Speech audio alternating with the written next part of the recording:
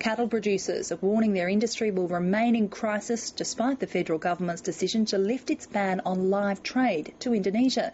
Limited shipments are expected to resume within weeks, but the government won't insist that cattle are stunned before they're killed, disappointing animal activists and some Labor MPs. From Canberra, Nick Harmison reports.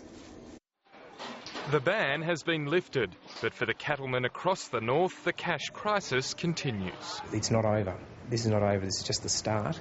This is just the start of some form of recovery, and there's a long way to go. A month after Four Corners exposed a bloody business, the minister has opened the door to exports, provided cattle companies can prove the animals are treated humanely. What we're looking for is progressive reopening of the trade. Exporters must prove they're meeting international standards, but there's no requirement for cattle to be stunned before slaughter, a key demand of the activists. Australians are not going to be happy with the approach the government's taking here, because they're not even going to the point where they will require stunning. Many companies already do in Indonesia stun. Some in Labor's own caucus had pushed for stunning. The minister's announcement came as a surprise to them.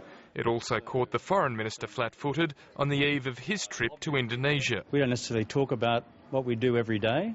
Joe's been very busy. He's copped a lot of criticism. Well, who's talking to who in that show? They're sort of like Tapas monks, and they don't talk to one another anymore.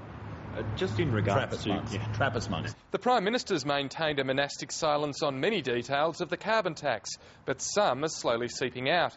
Her plan would apply to 500 of the nation's biggest emitters, about half the number under Kevin Rudd's emissions trading scheme. Labor MPs will learn the full facts only hours before the public in a phone hookup with Julia Gillard. On Sunday, we'll be going through the briefings and getting the detail from there. But it seems the Greens will know sooner. We'll be talking about it before Sunday, and we're looking forward to sharing the details with you on Sunday afternoon. What's the Prime Minister got about her own backbenchers?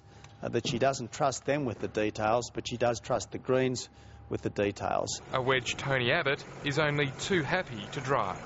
Nick Harmson, ABC News, Canberra.